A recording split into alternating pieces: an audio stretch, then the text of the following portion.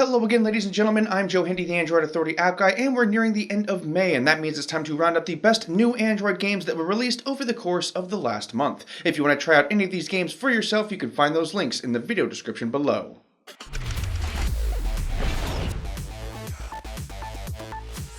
Battle Bay is a surprise release from Rovio. Even more surprising is that it's a MOBA. Instead of characters, players will drive different boats and each one has its own set of strengths and weaknesses. It plays like most MOBAs. You and other players square off against an opposing team. The first team to capture all of the points wins. Games are generally pretty quick, and it also features things like guilds, upgrades, and more. The MOBA genre is fairly anemic on mobile, so it's nice to see a major company get into it. Crosswords with Friends is the latest game from Zynga. It plays a lot like the other With Friends games in the franchise. You and a friend will start filling out a crossword puzzle. The one who does the best wins the round. You can play with friends or against random strangers on the internet if you so choose. It's an easy and quick game to pick up and play. It also has various crossword categories, new content added periodically, and a hint system if you need help. It's not the New York Times Sunday crossword, but it'll do. Galaxy on Fire 3 Manticore is the latest game in the sci-fi shooter franchise. You'll be piloting a spaceship and your goal is to shoot bad guys in huge space battles. It has improved graphics from the prior iterations, but aside from that, it plays similarly to the old titles. It features a social system to connect with friends, ship upgrades, new areas to unlock and explore, and a whole lot more. There's a lot to do, but it is a freemium game. People who don't like those should adjust their expectations accordingly.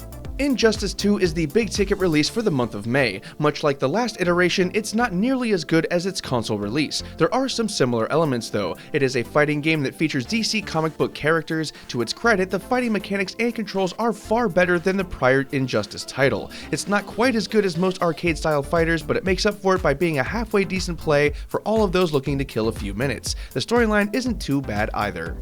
Killshot Virus is the third game in the franchise. Unlike the others, this one deals with zombies. It's a mission-style first-person shooter with over 100 missions to start. Like most FPS titles, it has a ton of weapons and gear for you to collect and to upgrade. It also features power-ups if you're interested. Along with the basics, the game includes a few different game modes and in-game chat and leaderboards. It suffers from a lot of the same pitfalls as other freemium shooters though. OK Golf is an okay golf game. It's reminiscent of those old-style arcade golf games with the rolling ball controls. The whole premise of the game is to point and shoot, and like most golf games, the goal is to get the ball into the hole in as few shots as possible. It's family-friendly, easy to play, and it has different game modes to help challenge you. It also features pass-and-play local multiplayer as well as online multiplayer mechanics. It'll run you $2.99, but there are no in-app purchases. Pictionary is a mobile version of the popular drawing game. Players will form up into two teams of two, and then one person draws something while the other person on their team guesses what it is. The first team to get it right is the winning team. This version features two game modes, thousands of words, and tools that you can upgrade as you play. It's not 100% faithful to the original, but it's close enough to be enjoyable. It's also a freemium title if that matters to you.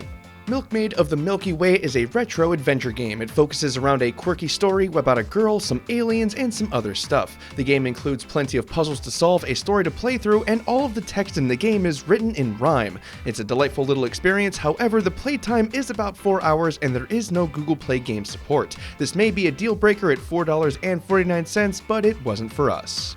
Riven is an adventure puzzle game with tons of exploration. It's also the sequel to Myst, the popular PC game from way back in the day. It follows a lot of the same mechanics. You'll wander around, explore your environment, and figure out puzzles to progress. It comes with a functional, if rudimentary, save and load system, and there are also Google Play Games achievements, pinch to zoom functionality, and more. It runs $3.99 with no in-app purchases.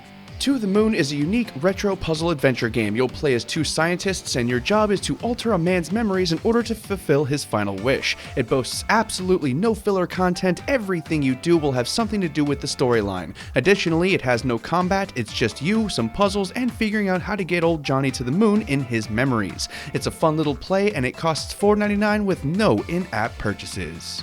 And that about does it for this one, folks. Don't forget to subscribe to Android Authority and ring the bell to get the latest videos as soon as we release them. Don't forget that all of the games are linked up in the video description below if you want to check out any of them for yourself. As always, thanks for watching everybody, and have a wonderful day.